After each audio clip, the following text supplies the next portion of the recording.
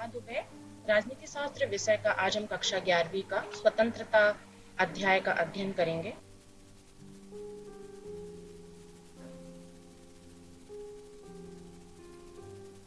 स्वतंत्रता। मानव इतिहास के बहुत से उदाहरण जब अधिक शक्तिशाली समूहों ने शोषण किया, उन्हें गुलाम बनाया, उनके खिलाफ संघर्ष और उसके प्रेरणादायी उदाहरण भी हमारे सामने बहुत हैं।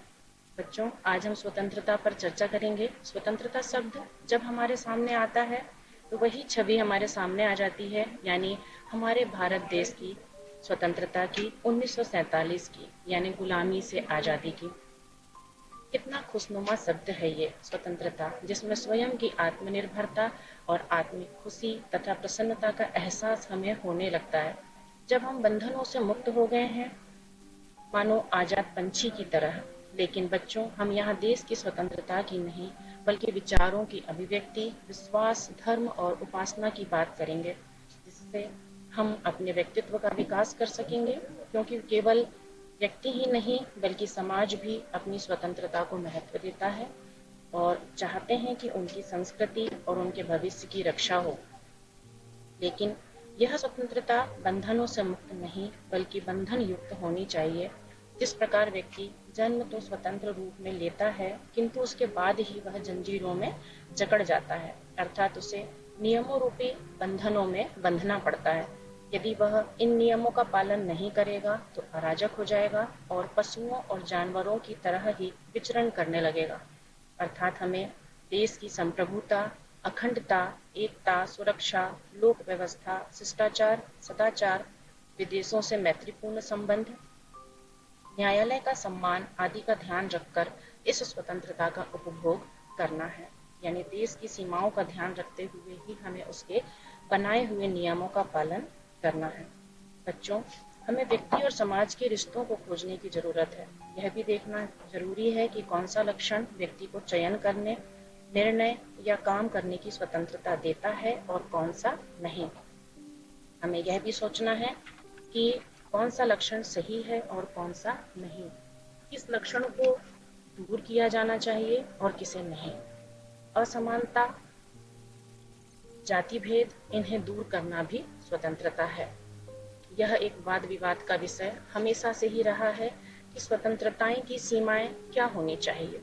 किसी समाज की आर्थिक और सामाजिक संरचनाएं इसको प्रभावित करती हैं।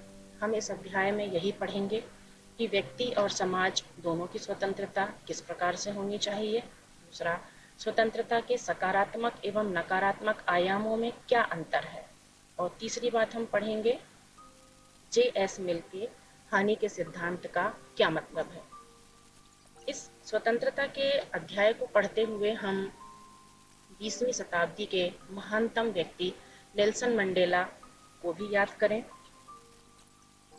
20वीं शताब्दी के महानतम व्यक्ति नेल्सन मंडेला की, जिनकी आत्मकथा का शीर्षक ही था लॉन्ग वॉक टू फ्रीडम, यानी स्वतंत्रता के लिए लंबी यात्रा।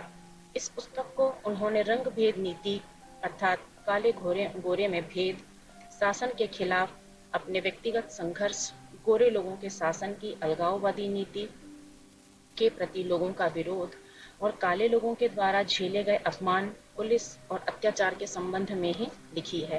विशेष बात इस पुस्तक की यह रही कि मंडेला जी का संघर्ष काले और गोरे दोनों ही लोगों के लिए था।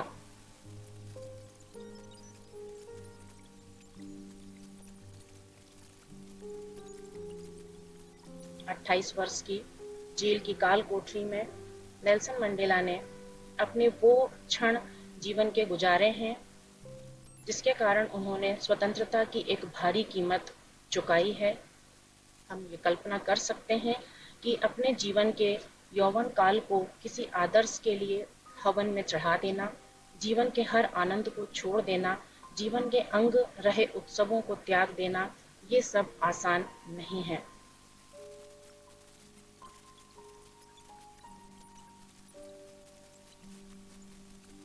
इसी स्वतंत्रता के तारतम्य में हम आगे फिर देखते हैं आंग सान सू की।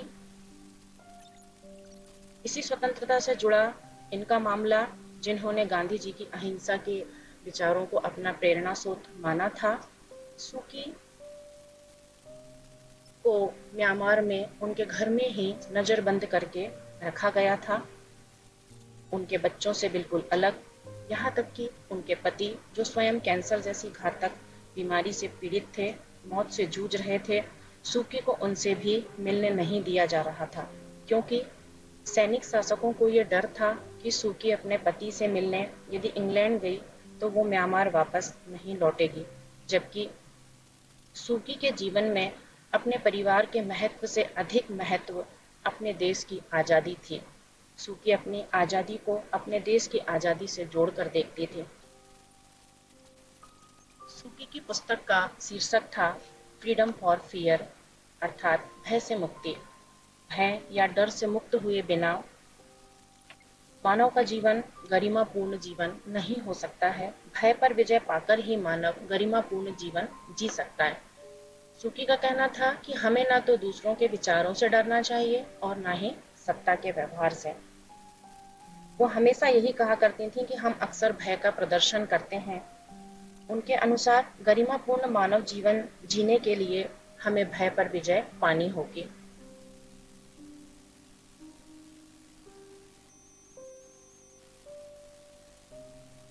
बच्चों, हमसे बिल्कुल ये बात छुपी नहीं है। हमारे ही राष्ट्रपिता गांधी जी, जिन्होंने स्वतंत्रता के तारतम्य में स्वराज्य जैसे शब्द की कल्पना कर रखी थी। स्वराज्य, स्व मतलब खुद का और राज्य मतलब शासन, खुद का या स्वयं का शासन। भारत की स्वतंत्रता में गांधी जी के इस विचार ने प्रमुख भूमिका निभाई और यही विचारधारा आगे चलकर हिंद स्वराज के रूप में उभर कर सामने आई। जब हम स्वयं पर शासन करना सीख जाते हैं, तभी वह स्वराज है। स्वराज केवल स्वतंत्रता नहीं है, बल्कि ऐसी संस्थाओं से मुक्ति है जो हमें मनुष्य को उसकी मनुष्यता से ही वंचित कर देती है। स्वराज में मानव को यंत्रवत बनाने वाली संस्थाओं से मुक्ति पाना है, यानी स्वराज में सच्चे स्व और समाज समुदाय से रिश्तों को समझना जरूरी है।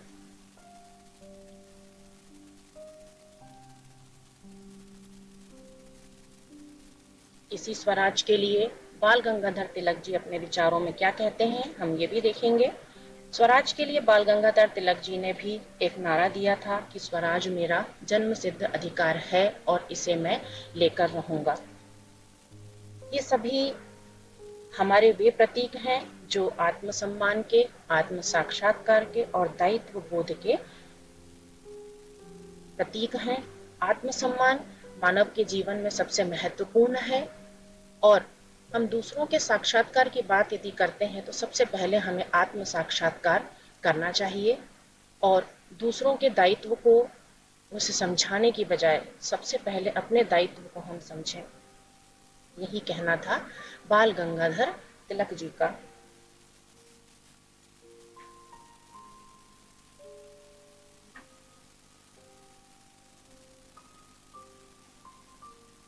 बच्चों, अब हम देखते हैं कि स्वतंत्रता क्या है। एक तरफ हम स्वतंत्रता शब्द को सुनकर खुशी का अनुभव करते हैं, बहुत खुश होते हैं कि हम पूरी तरह से स्वतंत्र हैं, लेकिन क्या इस स्वतंत्रता का मतलब वही स्वच्छंदता है? हम स्वतंत्रता के अर्थ में पहले अर्थ में कह सकते हैं बाहरी प्रतिबंधों का ना होना भी एक स्वतंत्रता है, अर्थात हम स्वयं अपनी मर्जी के मालिक हैं। हम स्वतंत्र रहकर अपने किन्हीं भी कार्यों को कर सकते हैं। हर प्रकार के कार्यों को करने की छूट हमें मिलनी चाहिए। दूसरा है किसी भी रोक को हटाना भी स्वतंत्रता का एक तरीका है, अर्थात हमारे द्वारा किया जाने वाले कार्य पर किसी की रोक टोक नहीं होनी चाहिए, तभी हम कार्य को स्वतंत्र रूप से कर सकते हैं।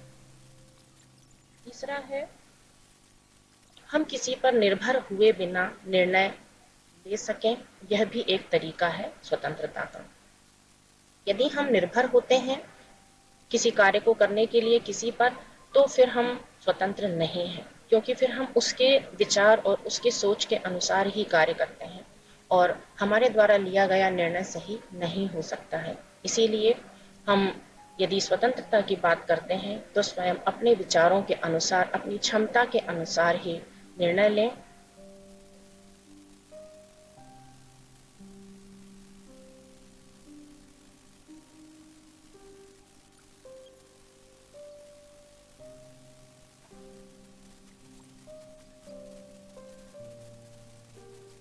हमारी प्राप्त होने वाली उपलब्धियां भी हमारी स्वतंत्रता है। इन उपलब्धियों को हम तब प्राप्त कर पाएंगे जब हम स्वयं मन से स्वतंत्र होंगे। जब हम स्वतंत्र हो जाते हैं तभी हम इन उपलब्धियों को प्राप्त कर सकते हैं।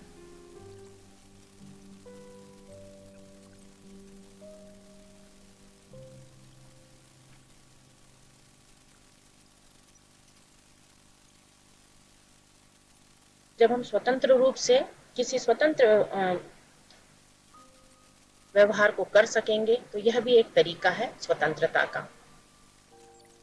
जब तक हमें पूर्ण स्वतंत्रता नहीं मिलेगी तब तक हम किसी से भी स्वतंत्र व्यवहार नहीं कर सकते हैं। बंधनों में बंधे रहकर हमारे द्वारा वह व्यवहार किया जाएगा जो दूसरों के द्वारा हम पर थोपा जाएगा।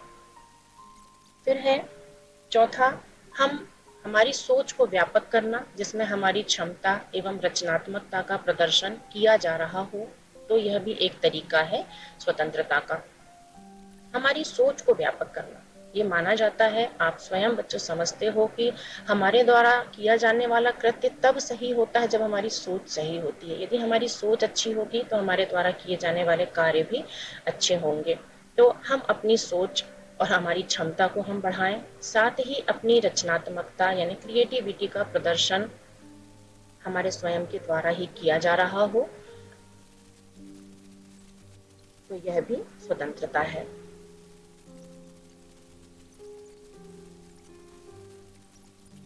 हमारी प्राप्त होने वाली उपलब्धियां भी हमारी स्वतंत्रता है।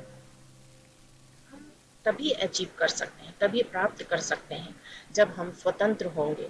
स्वतंत्र रूप में हमें यदि नहीं छोड़ा जाएगा तो हम किसी प्रकार के निर्णय को नहीं ले पाएंगे, निर्भर रहकर हम आगे नहीं बढ़ पाएंगे, अपने व्यक्तित्व का विकास नहीं कर पाएंगे, अपनी योग्यता को सही रूप में चुन नहीं पाएंगे, अपने जीवन के रास्तों को हम नहीं अपना पाएंगे। इसीलिए हम यदि स्वयं कार्यों को करके और इन उपलब्धियों को प्राप्त करते हैं तब हमें हमारे जीवन में खुशियों का एक विशेष अवसर प्राप्त होता है। इसीलिए हमारी प्राप्त होने वाली उपलब्धियां भी हमारी स्वतंत्रता है।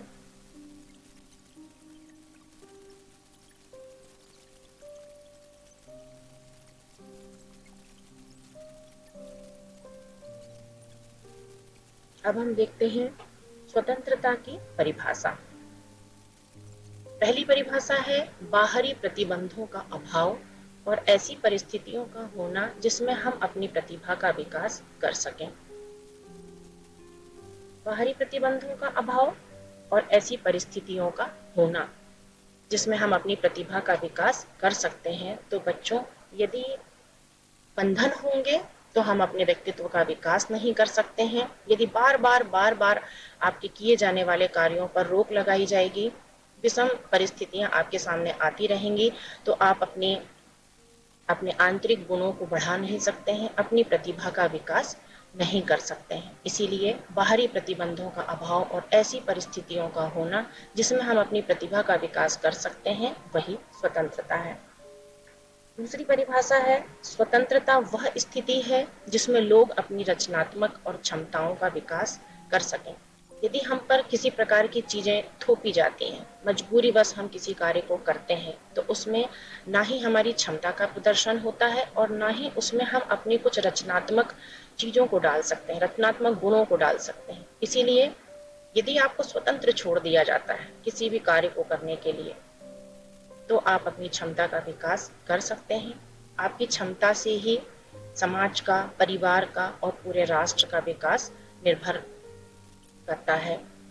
आपकी इसी रचनात्मकता के गुण से आज हम ये पाते हैं कि संसार और हमारा देश, जो पहले विकसित राष्ट्रों की श्रेणी में नहीं था, लेकिन धीरे धीरे विकास करते करते आज हम विकासशील राष्ट्रों की श्रेणी में आ गए हैं, उसका प्रथम कारण यही है कि हमने राष्ट्र की स्वतंत्रता प्राप्त की है। उसी प्रकार से व्यक्ति विशेष की भी स्वतंत्रता अनिवार्य है, जिससे हम अपनी रचनात्मकता और क्षमताओं का विकास कर सकते हैं, क्योंकि जब तक हमारे आंतरिक गुणों का विकास नहीं होगा, हम बाह्य विकास नहीं कर सकते। बच्चों, जब कभी भी हम किसी कार्य को सुचारू रूप से करने लगते हैं, हमें उसके परिणाम भी अच्छे प्राप्त होने लगते हैं, तो हम ये पाते हैं कि उसमें कुछ बाधाएं उत्पन्न होना शुरू हो जाती हैं। जब हम किसी भी चीज का उपभोग अपने जीवन में करने लगते हैं, तो कुछ न कुछ बाधाएं आना प्रारंभ हो जाती हैं। हमें जब स्वतंत्रता मिली, तो पूरे देश की जनता के लालन पालन की आर्थिक, राजनीतिक आदि परेशानियों का सामना हमारे देश को करना पड़ा। उसी तरह इन बाधाओं ने अपनी जगह बनाना शुरू कर दी, क्योंकि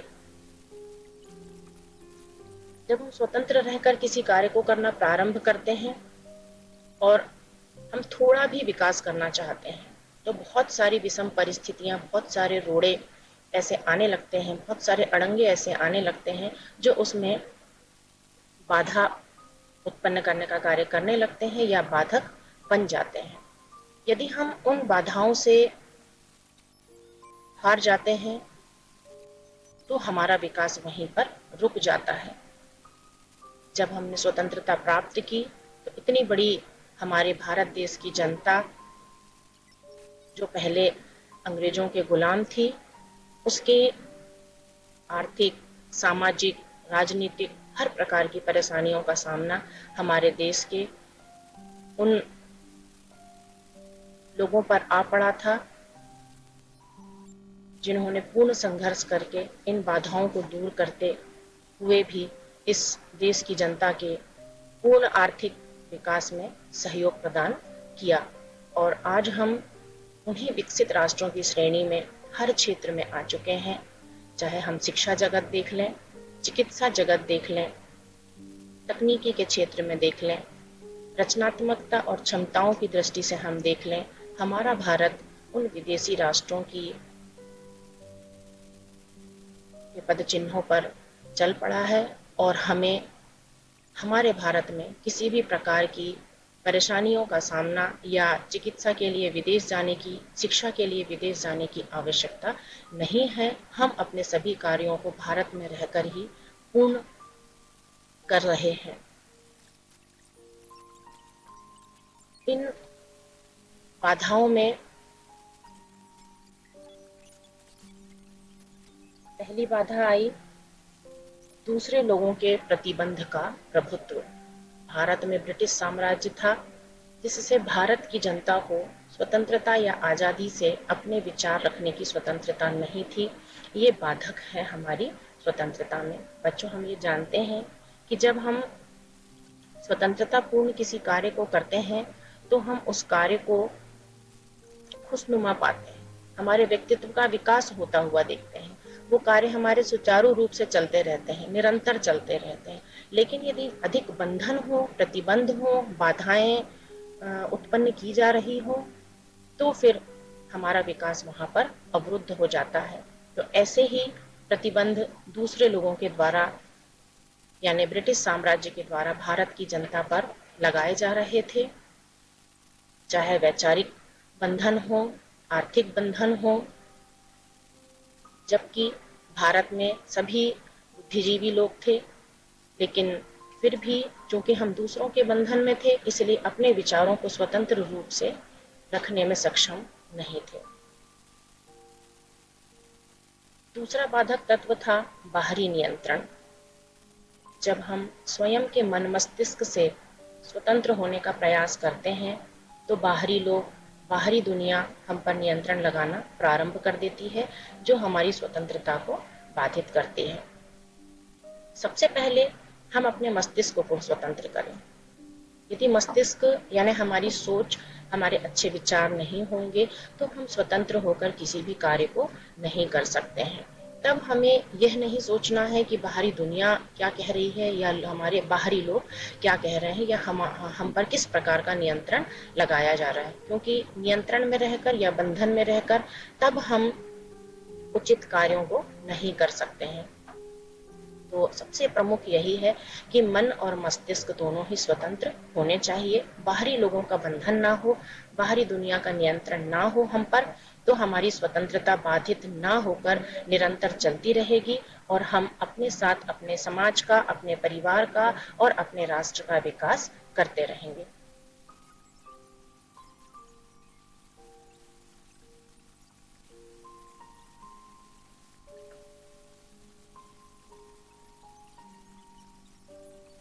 तीसरी बाधा है सामाजिक कुरीतियां, जाति भेद, धर्म से संबंधित बातें, ऊंच नीच की विचारधारा।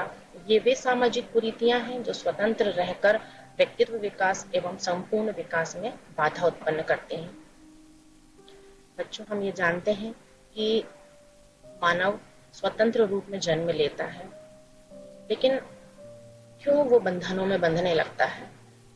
जब वो इस समाज को अपनाता है तो जाति भेद और धर्म से संबंधित बातें, साथ ही उसके साथ विचारों में ऊंच नीच की भावनाएं आने लगती हैं और ये सामाजिक कुरीतियां हम पर वो बंधन डालती हैं जिससे हम स्वतंत्र रहकर अपने व्यक्तित्व का विकास नहीं कर पाते हैं और हमारे संपूर्ण विकास में ये सामाजिक कुरीतियां बाधा उत्पन्न करने का कार्य करती हैं। सरकार कई बार सरकार के द्वारा ऐसे कानून बनाए जाते हैं जो बलपूर्वक प्रतिबंधित कर दिए जाते हैं। ये कानून शासकों की ताकत का प्रतिनिधित्व करते हैं। जैसे दक्षिण अफ्रीका में अपेरिथाइड यानी रंग भेद प्रणाली जैसे नियम अपनाए गए। सरकार की अपनी कोई ना कोई जरूरत हो सकती है, लेकिन यदि सरकार लोकतांत्रिक हो तो राज्य के नागरिकों का अपने शासकों पर कुछ न कुछ नियंत्रण हो सकता है। राजतंत्रीय प्रणाली में राजा का ही शासन चलता था, लेकिन जहां हम भारत में प्रजातांत्रिक शासन प्रणाली की बात करते हैं, सरकार के द्वारा लगाए जाने वाले अंकुश पर या प्रतिबंध पर नागरिक नियंत्रण लगा सकते हैं शासकों पर। हम कई बार देखते हैं कि सरकार ऐसे कानून बना देती है जो हमारे विकास में बाधा उत्पन्न करते हैं और जो शासकों की ताकतें होती हैं वो अपना प्रतिनिधित्व करती रहती हैं।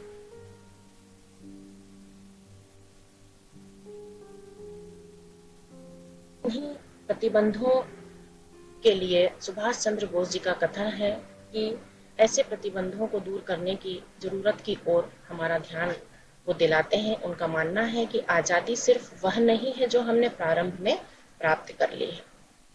सुभाष चंद्र बोस जी कहते हैं कि केवल हमने एक देश से दूसरे देश में अपने आप को आत्मनिर्भर बना लिया या हस्तांतरित कर लिया है, यही आजादी नहीं है।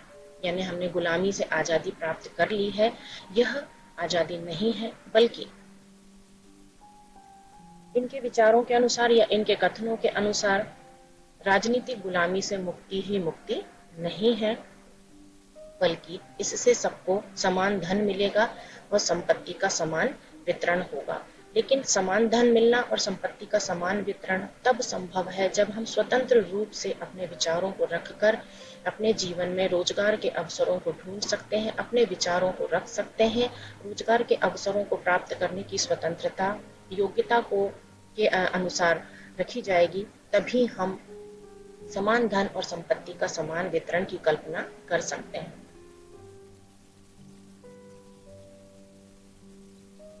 दूसरा है समाज धर्मनिरपेक्ष रूप में होगा।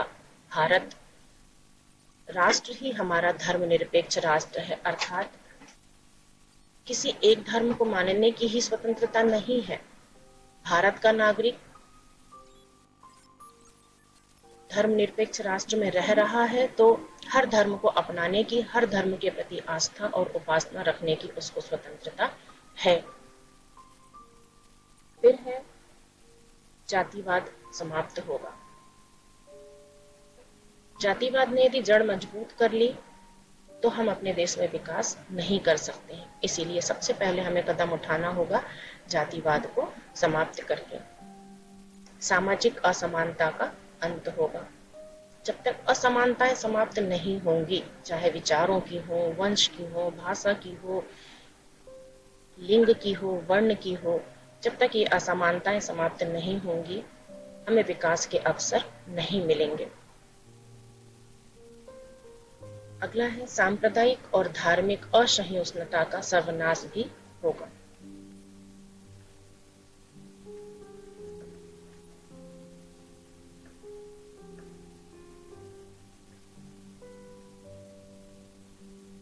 सांप्रदायिकता फैलती चली जाएगी।